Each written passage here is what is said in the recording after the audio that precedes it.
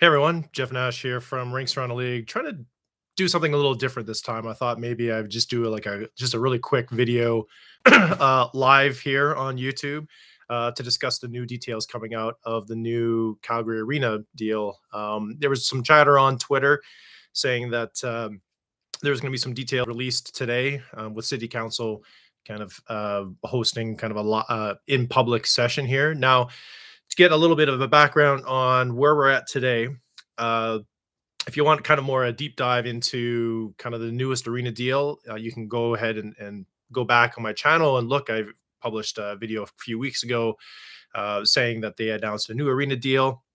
Of course, this was all contingent on a uh, provincial election that wrapped up on May 29th there, and result of the election meant that the current UCP government stayed in power. So we were all anticipating that, oh, I guess Calgary gets a new arena. So we were kind of anxiously awaiting details to see if they've come up with any decisions regarding funding for the new, or how the structure of the funding looked like. So today they had a city council meeting, and I'm just going to read some of the kind of the highlights here. Looking on Twitter, looking at some of the reporters that are covering this on the beats, taking screen grabs of some of the slides that were presented at city council. So apparently the agreement is in principle between the partners. Partners have agreed to major terms, but the definitive agreements are still under negotiations. Agreements made up of two major projects: the Calgary Event Center block and the Culture and Entertainment District improvements. So they released uh, a kind of a financial breakdown of the event center costing $800 million, the parkade costing $35.4 million, the community rink costing $52.8 million, an outdoor community event plaza at $28.7 million, and the indoor community plaza at $9.5 million. And this is a total of $926.4 million, so just short of $1 billion. So they did give a little bit of what a little bit more of the financial breakdown. um, so part one, there's a few details that came out, but nothing earth shattering. One of the details that came out was CSEC, or the Calgary Sports Entertainment Corporation, has decided as part of the agreement, they would be in Calgary for the next 35 years, and they would basically lease the building for 35 years from the city of Calgary. So city of Calgary would own the arena, and CSEC would basically pay the lease payments. They would be financially responsible for anything that happens inside the building. But there is a note here saying that any, let's see here, it says operations, CSEC is responsible for all operating costs and maintenance for 35 years, excluding structural repairs. So I'm not entirely sure if that means like anything that risks the structural integrity of the building, or are we talking uh, more luxury suites, boxes, that kind of thing, because that's happened in the past with the Saddle Dome, where they built it and then they went to city council and said, "Hey, look, we need to make all these renovations to make it competitive financially on the NHL level." So that part was interesting. And another kind of important detail that we were kind of wondering about was the cost overruns. Building constructions always go over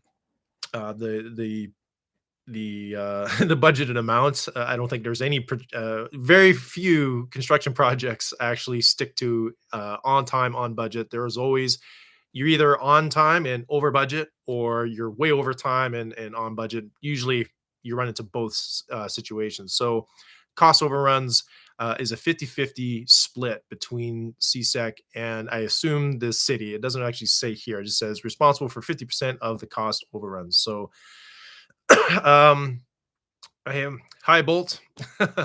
um, so it breaks the CSEC's contribution is $748.3 million. Now this is a little bit, so they're putting up 40 million up front, and then the rest of that money is going to come 17 million for an annual lease payment with a 1% rate increase over the course of each year, I assume, over the course of the next 35 years.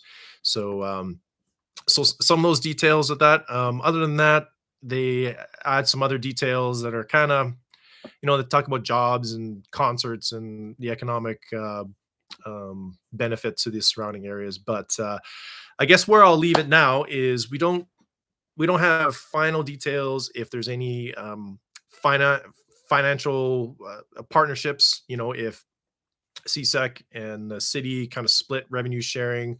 The parkade, as far as I can read, I assume CSEC gets the profits from that. But kind of where I want to leave this video on, and hopefully we can maybe have a little chat about this in future videos, is now they keep talking about benefiting downtown Calgary. And everyone's going to compare it to Edmonton, right? Everyone's going to compare it to how Edmonton is kind of the gold standard in Alberta when it comes to uh, how a downtown arena and district should look like. Now, keep in mind in Edmonton and Calgary are two completely different cities. Edmonton is a lot smaller in feel and different. The economy is different in Edmonton. It's more of a kind of a blue collar working class city. We're close to the oil sands in Fort Mac, and we have a lot of people go up there to work. And Calgary's more white collar. All the oil executive offices are in Calgary. It's right next to the mountains, so it's a lot more, you know, um, I guess, kind of rich in a way. A lot of oil money in Calgary, and there is in Edmonton, but it's just different in Calgary. So um, when we're talking about the impacts of a new arena and a new district, if you look at Edmonton, the downtown Edmonton, I would say, kind of desperately needed a facelift. It's a lot smaller downtown, and they try their best with festivals and stuff like that. Thanks, guys. Thanks, thanks for loving my channel, there, guys. Keep watching. So Edmonton has a very small, kind of old, outdated downtown. So when Ice District and Rogers Place came into downtown, it really did kind of transform and drove a lot of traffic to downtown to kind of help revitalize it. And I think that's a lot of major cities are opting to do that. Um, Thanks, guys. Oh, you're in school. Well, you should be doing school, not watching my channel. Anyways, um, so Edmonton really needed a boost in downtown because it was getting a little bit old and outdated. Now Calgary. Now I lived in Calgary for 10 years. I'm well aware of Calgary. I traveled down almost weekly down for work. Calgary is a very different city. Downtown Calgary is really big. Most of the areas in and around downtown, they've done a really good job with the East River district. They've kind of revitalized all of that, almost right up to the zoo along the river there. And it's a very, very cool, very, I would say, vibrant. During the weekdays, it's a very vibrant downtown. Weekends, typically people who work downtown, they go back home or they go out into the country, K country, Banff, Jasper, or whatever, or sorry, not Jasper, Banff, to kind of get away from the city. So downtown is kind of quiet during the weekends. There are some things like Lilac Festival and that kind of thing that are downtown that kind of drive people to downtown. But downtown core is fairly quiet, and that's because a lot of people who work downtown go out and play wherever they go to the Okanagan or whatever to kind of get away from the city. So when we're talking about the new arena and revitalizing the southeast corner of downtown, um, I'm of the opinion that it's not a strong of a drive as compared to Edmonton. And again, we're kind of a little bit comparing apples and oranges here. But when we're talking about the economic benefit, Calgary's now touting, well, we're going to have more hotels, we're going to have more restaurants, we're going to have more stuff downtown. Well, you kind of already have it. I go to downtown almost weekly, and there's lots of hotels down there. There's lots of, I mean, where the Saddle Dome is, you have 17th Avenue. You have a lot of restaurants and bars kind of in and around the Stampede area because that area, because this the Calgary Stampede is there, and it's such a huge um, it's such a huge event in Calgary. It takes over the whole city. There's already a juggernaut of infrastructure and tourism in that area alone. So I think it's really interesting, and I'd be interested to hear your thoughts along about how you think the pitch is. Well, it's going to attract so much business and hotels and restaurants down to the Stampede ground area because they already have that. So the I don't think it's a strong enough pitch or not a strong enough draw as opposed to Edmonton or any other kind of major arena development in terms of maybe UBS Arena or Climate Pledge Arena, where um, it is a major draw. In Calgary, you already kind of have that major draw in the summertime where you have the Calgary Stampede's going on, and everyone's going down there for the summer. So you already have the infrastructure. You have the LRT lines already there. You have parking already there. You're close to downtown, so if you're out of town, you go and stay in a hotel anywhere downtown Calgary. You just hop on the C train and head down to the Saddle Dome to watch the Flames play. So, anyways, just kind of an interesting thought of how they're kind of positioning this deal because it sounds like a lot of things haven't been finalized yet. The major dollar amounts have been assigned, but sounds like there's a lot of, I saw some comments about the parcels of land around the arena that are going to be up for sale, and CSEC will have first dibs on that. So I don't really understand kind of the benefit. Obviously, maybe CSEC gets a really good land deal so they can build whatever they want or build their own whatever hotels or restaurants. But anyways, so that's kind of my thoughts around there. I'm just going to get to some comments here. Hey, Adam. Uh, really interested in your take on the whole arena deal. As someone who lives in Calgary, I'm not impressed with early details regarding the finances. Yeah, I mean, the whole financial structure about this arena deal, I think it raises a lot of eyebrows, not only from the timing, and you can watch my video on the whole arena deal. I made a whole more polished video than this one. You can watch that one, but the part that I don't like is it's heavily taxpayer funded. And I live in Edmonton, you live in Calgary. I used to live in Calgary for 10 years. I have kids now. I've been to the hospitals there. My kids went to school there, and like there's so many things that city needs. Like Calgary exploded in the 90s, 2000s, almost now. And like I remember when I was a kid, or when I was a parent, and my kids, it was a struggle to find schools for them. And my son was born at Rocky View Hospital, and the the hospital, I think they've done major renovations to it, but there's always a great need for public dollars to serve public interests. Um, the whole dialogue around a new arena is, oh, it's gonna in it's gonna attract a ton of business. The concert's gonna come, and people are gonna go down there, but not everybody goes to concerts. I financially can't afford to go to a hockey game anymore with my family. It's just too expensive. I can't go to a concert. If it's a major act that I want to go see, can't really afford that. I mean, a lot of people do, but a arena in a district like that serves a certain percentage of the population, but it doesn't serve everyone. Whereas like hospital, everyone goes to the hospital, everyone goes to school, everyone, et cetera, et cetera. So that's kind of my take on the arena deal. I think it's very heavily slanted on the taxpayer. CSEC, they're paying the lease payments for the next 35 years. So you have a secured tenant. So I guess that's a good thing. I think what really raises the eyebrows of people is I think I mentioned they're paying 40 million upfront, which sounds like a lot. I mean, 40 million is a lot of money, but when we're talking about an organization of the size and an NHL team, yeah, it it's it is what it is. I would say that's easily affordable by all the board members and the investors and the organization as a whole.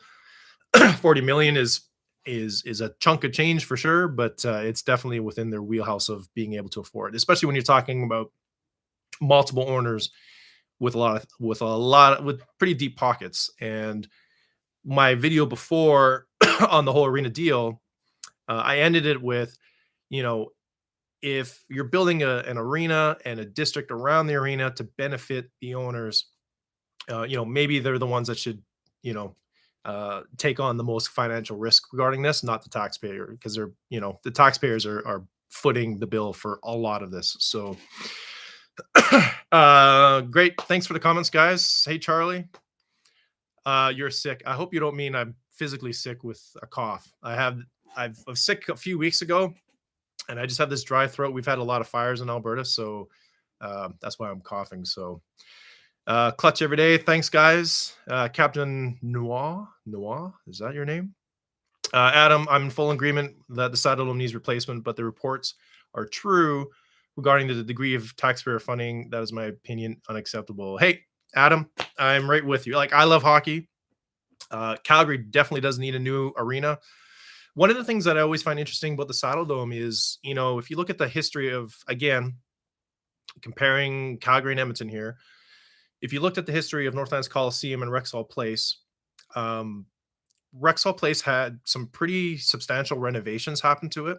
They added the suites. They actually did a really quite large renovation where they kind of removed a lot of the exits from the upper bowl and lower bowl to kind of make it a little bit more convenient for people to get up.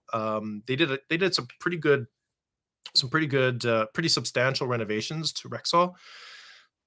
So even though it was trucking along in terms of years, it was getting up there in terms of years on of life used on Rexall Place. When you went to Rexall, especially if you're an Edmonton fan, you could probably look around like, yeah, it's old, but it wasn't as old. Like when you walk into the Saddle Dome, like especially if you're in the cheap seats and above, it the main concourse is just a lot of concrete. Uh, it just looks old. I mean, you walk in there and you look around, you're like, man, they haven't touched this place in like decades. So I think it'd be interesting to see how Flames fans feel about that, because no one likes crapping on other people's buildings. Saddle Dome is old. The one thing that I absolutely love about the Saddle Dome is the lower bowl is like some of the small. I'd have to double check this, but it might be one of the lowest in terms of rows, one of the lowest lower bowls in the league. Like I remember when I used to work for the Oilers, morning skate, I would walk the main concourse out to the lower bowl, and when you get up to the top row of the lower bowl, you're like, "Holy crap!" Like you're really close to the ice. And I hope it'll never happen, because lower bowl seats are the most pricey ones. But I hope when they build a new arena, they try and maintain that level of intimacy with the ice surface. So if you can afford it, and if you are in that lower bowl in the Saddle Dome, I'd argue there's not a better seat in the league. You're so close to the action. It's amazing. But apart from that, upper bowl and like the upper bowl, like I don't know if they have it. They used to call it the sport check section, which is like $5 seats in the bleeds, where a lot of drunk fans would be up there, and they'd fall down because you feel like you're gonna fall over. It's so steep. When you get up to those levels of the Saddle Dome, it does feel very it does feel very, very old. Let me get to some comments before I take off here. Captain Noir, I hope I'm pronouncing that right. He says, I don't mind. I'm assuming you're talking about the Saddle Dome. Guy 100 with the three teams that call the Saddle Dome home, it feels like the Wranglers are the odd team out in the new building. I wonder if CSEC is kicking the tires on a new home for the AHL club. I'm not sure. I would assume that CSEC owns the Wranglers. Maybe that guy, you can correct me if I'm wrong. I'll look it up. But I would assume if they have an AHL club, they'll just go with the new arena. They'll make it work. That's what I think. Adam, thanks for talking about this. I find this arena discussions, not just the Calgary arena deal, very interesting. Well, Adam, you come to the right place. This whole channel's committed to everything arena. So if you want, I've been to, just for everyone in the chat who doesn't know, I used to work for the Oilers for 5 years. I left in 2018. I've been to all NHL arenas. I think I've been to 32. The only ones I haven't been to because they came into the league after or were built after I was with the Oilers was Climate Pledge and UBS Arena. The only two that I'm missing. So I've done a review on every single one. I've done a top 10 list of my what I think is the best rink in the league right now.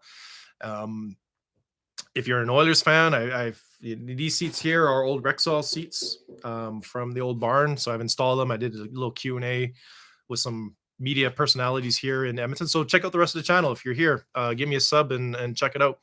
I'll just wrap it up here with some of these comments here. Calgarians flaunt their money and how good they are, but don't want to pay for anything. The Saddle Dome is atrocious for concerts and is in need of something. Absolutely. So I think I don't think anyone is really arguing that Calgary doesn't need a new arena. Like they need a new arena. They need a new venue. They need just flat out a new venue because if you live in Calgary, you know, like if let's just say who whatever Jay-Z comes to Alberta, he's going to go to Edmonton and Rogers Place with modern facilities. I mentioned this on my review of the Saddle Dome. Is one of the reasons why they're moving out of the Saddle Dome is because the hyperbolic paraboloid roof is basically cables that are stretched in kind of a grid fashion, and it's just cement slabs put on top of these cables. So the cables are supporting the weight and the structure of the slabs, and the scoreboard and the air conditioning and the media boxes, the catwalk and stuff. But when a modern concert goes to Calgary, they can't hang all the modern rigging that they can in Rogers Place. Rogers Place has kind of a conventional modern roof that can handle that load. So a lot of the concert tours go up north. So people in Calgary often come up to Calgary, or sorry, people in Calgary come up to Edmonton to watch concerts. So and that's exactly why. So Calgary needs a new building. I think the only reason why it's controversial is the amount of tax dollars. If CSEC came out today and was like, you know what, we're just going to take it all on, we're going to build it. We may need some help from City Council to help us build uh, sidewalks, or maybe we just need City Council to help us with land taxes or whatever. I think if CSEC came and said, you know what, it's on us, we're gonna build it, but it's gonna be ours, and we're gonna take in all the revenue from concerts. That's the other thing that wasn't mentioned in here is just revenue. So when I assume CSEC is operating the building, which means they're gonna acquire all the profits when it comes to concerts that come through the building. That's what happens in Rogers Place. When Rogers Place came to built and concerts came through Edmonton, Oilers Entertainment Group hired the concession staff, the event staff, all that, and they would take in all the revenue from those concerts. So, excuse me. So I assume that's what CSEC's going to do. But again, no one's debating whether Calgary needs a new rink. It's everyone is either questioning or furious that it's a lot of taxpayer money going to it. Hey Jack, oh, I already did that one. How big do you think the new dome would be? That's a good question. And again, another detail that hasn't been released yet. Most new rinks hover around the 18, 19, 20,000 seat. I think 20,000 is big. I believe Montreal is up there. I think it's the biggest arena in the league at 21,000. I think it was. Someone can correct me if I'm wrong. But usually they hover around 17 to 19,000 people, which is a good size. Remember, you got to fill with ticket prices for hockey as they are. You still got to fill that building. So you can't make it 25, 30,000. You're not going to fill that arena. I mean, if you're a Flames fan, and you probably know this, oftentimes that really upper bowl, a lot of times they have that covered because they can't sell seats to it, so they just have it covered and they don't sell seats to it anymore. But yeah, so around that size. Hey Jack, I can't honestly remember the last time they did a renovation. So what have they done with all that revenue throughout the years? I don't know. Don't know. I mean, kind of like Edmonton, they've only made the playoffs a handful of times in the last decade, so they haven't been really making a lot of money. I will say that um, the transition from Rexall Place to Rogers Place was a massive leap when it comes to human relations costs, like personnel, employees, um, capital costs, putting on events, and like getting all the bells and whistles ready to go to start running your own building. Because don't forget, like in Rexall Place, it was a Northlands venue, city run venue that the Oilers rented from. So anytime there was like an ice capades or monster trucks or anything like that, the city employed the personnel to run those events, and in turn earn the revenue from those events, the parking and all that. And the Oilers would only earn revenue for events that they would put on, and the parking and the concession sales that they would sell during those events. So when they moved to Rogers, it was a massive leap forward in every capacity, including costs. So when Calgary moves from the Saddle Dome to their new building, it's going to be another huge leap for that organization in terms of manpower, everything, costs, everything. So it's not a cheap thing. So for the last few years, the comment from Jack is like, "What where did all that revenue go?" I mean, keep in mind also, uh, like how many arena deals have we done? Every single arena deal that they've done, they've spent tens of millions of dollars on like designing the new rink, paying architectural firms to design a new rink. And I think we all remember the latest version of it. In my opinion, it looked pretty bad. So, they're paying those people. They're paying for design permits and all that kind of stuff. So a lot of that is happening on the back in the background. But yeah, I don't know what they do with all the revenue. If the Flames pay as much as every other NHL team, give your employees a raise. They deserve it. They've been sticking around for all this stuff, so give them a raise. Jack, because getting a new arena isn't something new, I would think they would have been setting funds aside for this day would come. Thanks for the channel. I quite enjoy it. Thanks, Jack. Yeah, I mean they probably are socking away a little bit of money for a lot of things, and the new arena is probably one of them. So that's a very keen observation, and we'll wait and see. Anyways, I'll wrap it up here, guys. But before I leave, if you're new to the channel, if this interests you, check out all the rest of my videos. I have a lot of on topic stuff regarding the Calgary Arena deal, but everything else. Oh, and speaking of which, how do I feel about the Arizona situation? So, speaking of videos I've done at length describing anything, I'd highly encourage you to watch my Arizona Arena saga video, because I basically boiled down 25 years down to like 10 minutes. It's quite a compelling case that Arizona is just a complete clown show.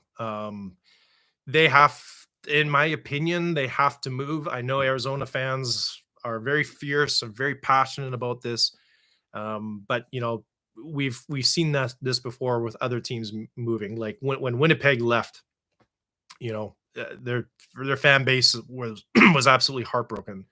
You're going to get that with every franchise move. You're going to get a very vocal, passionate fan base who will be very emotionally attached to their team. So you're going to get that pushback and that blowback if you move the team. That being said, with all the chances, I talk about this with the Arizona deal. Would Bettman have given this many chances to the Winnipeg Jets organization, the Atlanta Thrashers? Like, different scenarios, apples and oranges here, but um, Winnipeg ran into financial trouble, and it was like, oh, okay, we're moving to Arizona. So did Bettman really fight tooth and nail to like keep it in Winnipeg or whatever? Like, would he have? I don't think so. So there's something else in Arizona that's keeping them there. But in my opinion, I would move the franchise to somewhere else. I would change the name. I would do a complete rebrand of the entire organization, start from scratch, shed that dead weight, and just start fresh in a place like Houston. I mean, Houston kind of makes sense because they'd be highly successful there. They would hit the ground running because I mean they're playing in a 5,000 seat college arena, and as much as like myself and everyone else would love to watch an NHL game in that setting, it is embarrassing, and it is like think about being a player there. Like if you were a up and coming superstar, you went to Arizona and you're playing in a smaller venue than you were probably when you were playing your junior career. You're playing in a 5,000 seat arena and there's no end in sight. Because don't forget, it takes 2 to 3 years to build a new arena. I mean, it's going to take a year to get your ducks in a row to sign a deal and to get it going, and it's going to take you another 2 years to build the thing. So if you're like a superstar player, you're like, man, I've got the next 3 or 4 years of my career is going to be in this 5,000 seat arena. Like it's, I mean, I guess when you're an NHL player, you're just happy to be playing in the show. But the fact that you're going to be playing in a substandard arena, you're just going to be the butt of the joke for the next three, maybe even 5 years. Who knows? But if they move, then they can move right into a place like Houston, which I think they have to renovate their current arena or maybe build a new one, but they can do that quite quickly, I think. So, and exactly, thanks. I don't know your name, Alk 61695. I said this on my arena Arizona arena saga video. I don't think if let's just say Arizona makes a miracle run to the Stanley Cup Finals, are you seriously going to have the Stanley Cup Finals at Mullet Arena?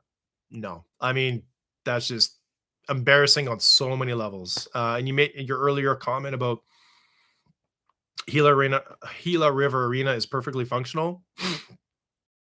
Yeah.